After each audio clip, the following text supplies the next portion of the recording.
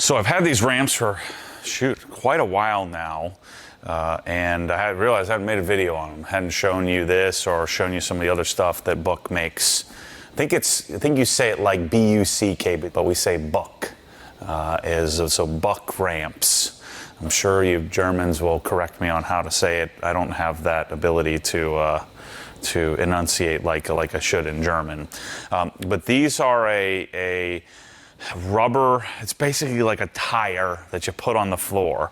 These weigh, we should get the scale out and see what they weigh, but I mean, this weighs a solid 50, 60 pounds.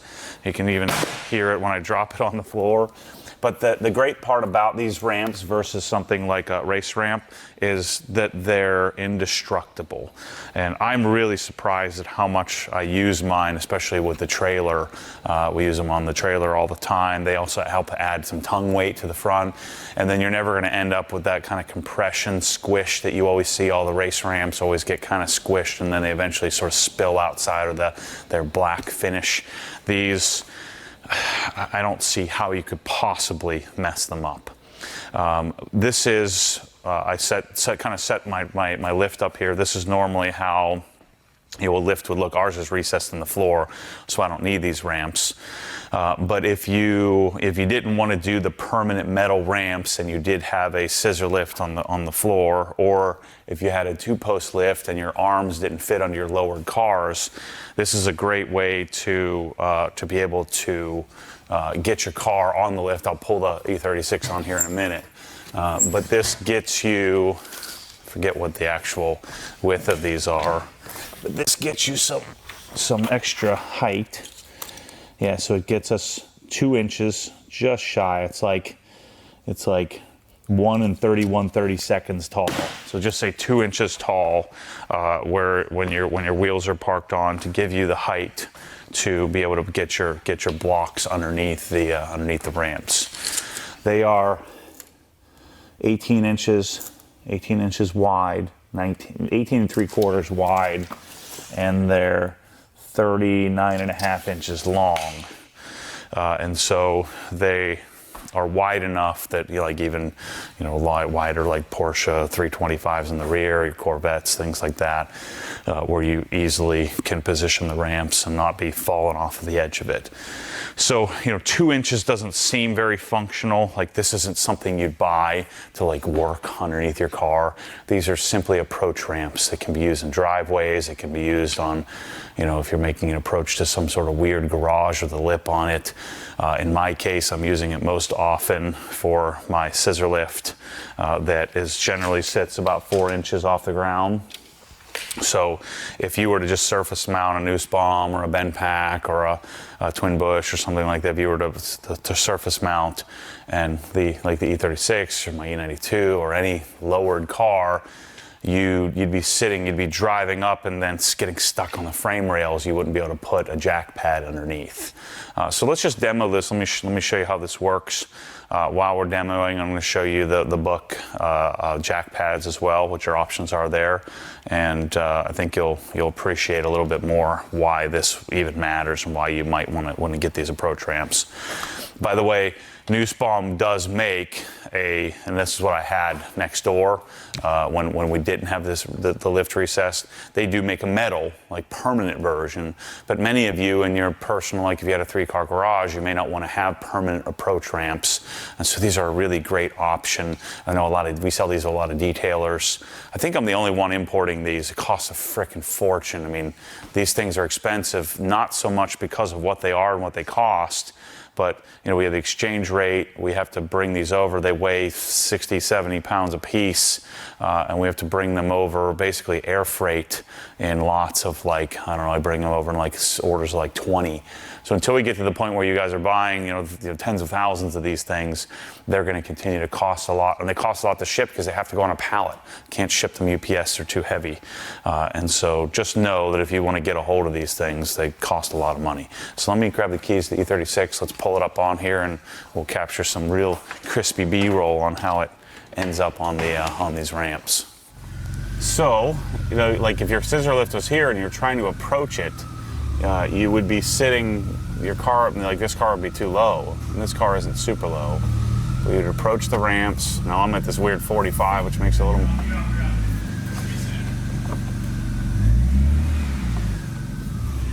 There, now I'm straight. So you want to approach straight. I'm at this weird 45.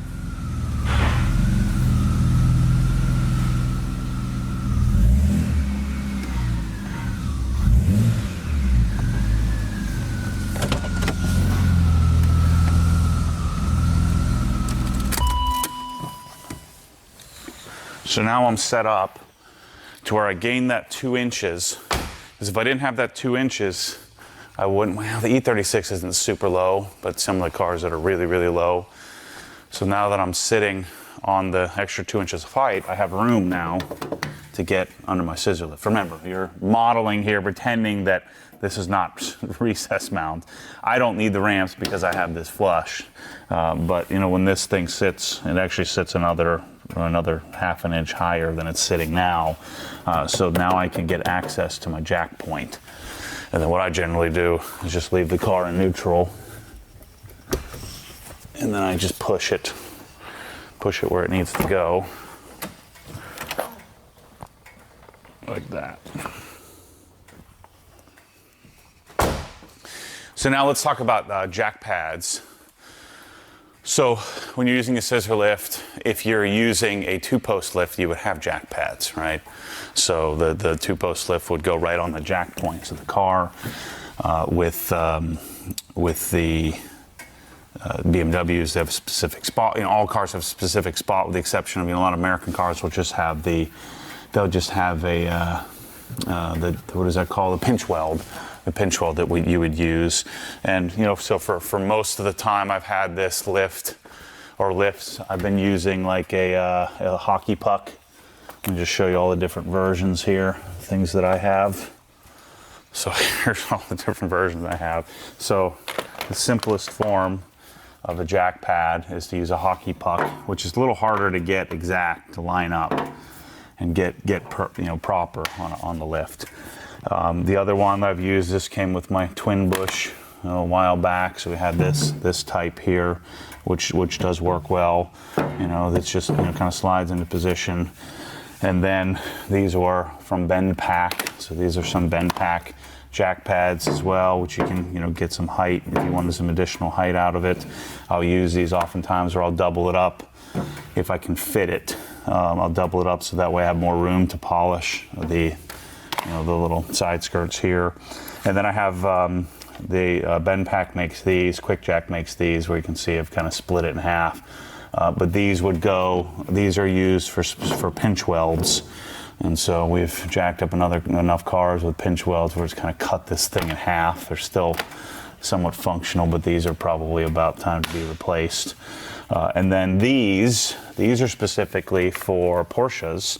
So there's a guy on the Porsche forum that makes these out of Delrin. You know, they CNC machine them, where this little part here actually goes up and turns.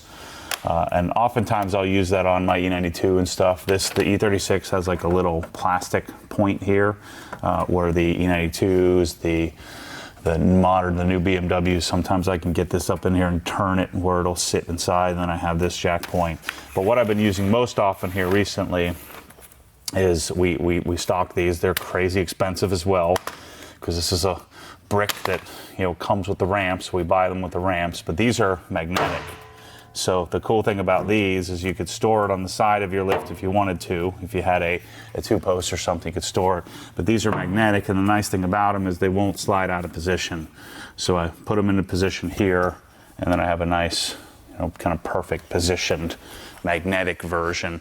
These are a little bit denser rubber as well, and denser rubber than some of these others, so they won't split.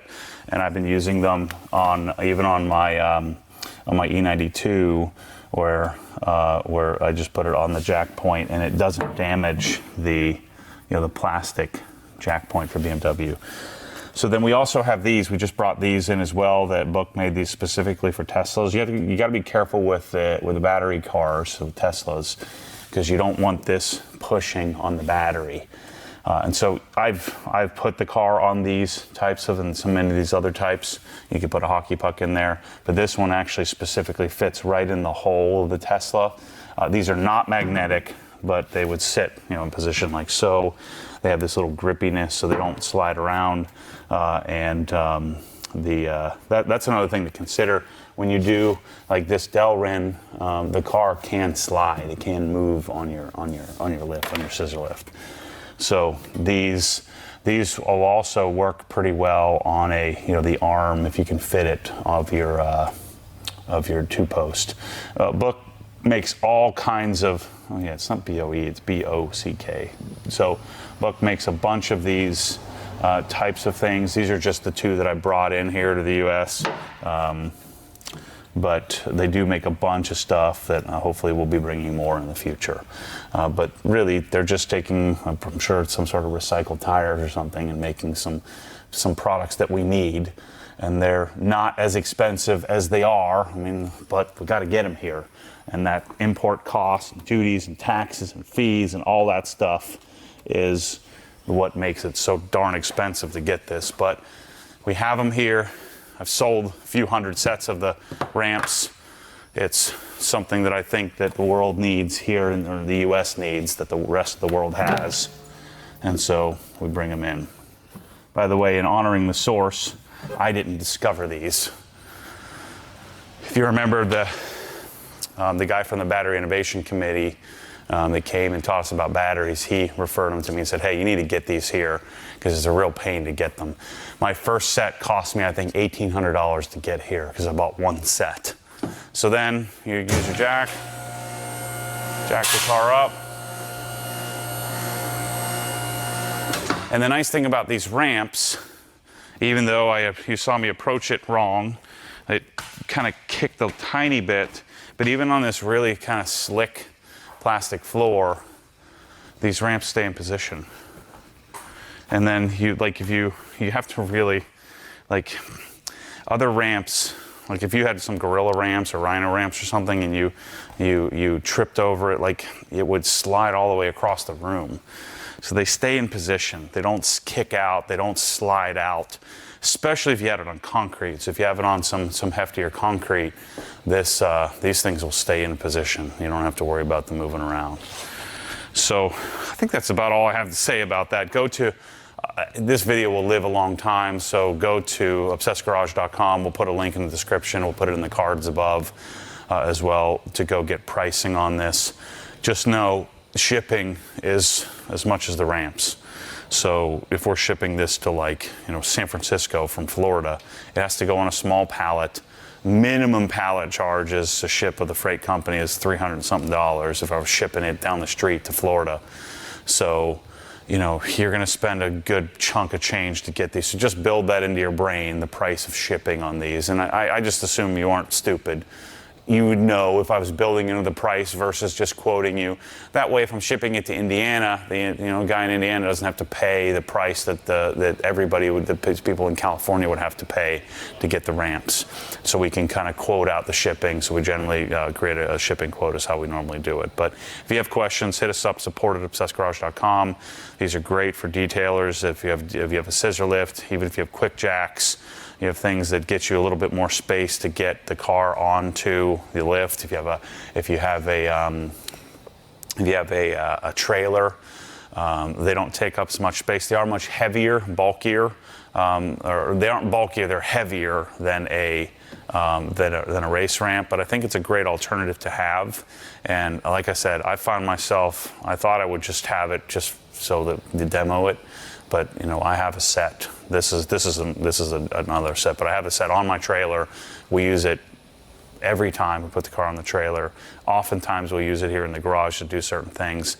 Some of my cars, I can't get a darn jack under it. So even if you just had a pair to be able to pull up onto to get your jack underneath the car, rather than having to have somebody try to lift up on the fender to try to get your jack underneath it if you have a lowered car. So I just find myself using these things all the time. So that's the BÖCK ramps, BÖCK jack point, the magnetic jack point version, and then we also have in stock the ones for Teslas, and you can use those on jacks. You can use on all kinds of things. So I think it's an important thing to have here in the U.S., and so we're bringing them in despite the cost. So thanks for watching, and I appreciate your support. If you have questions, hit us up. See you soon.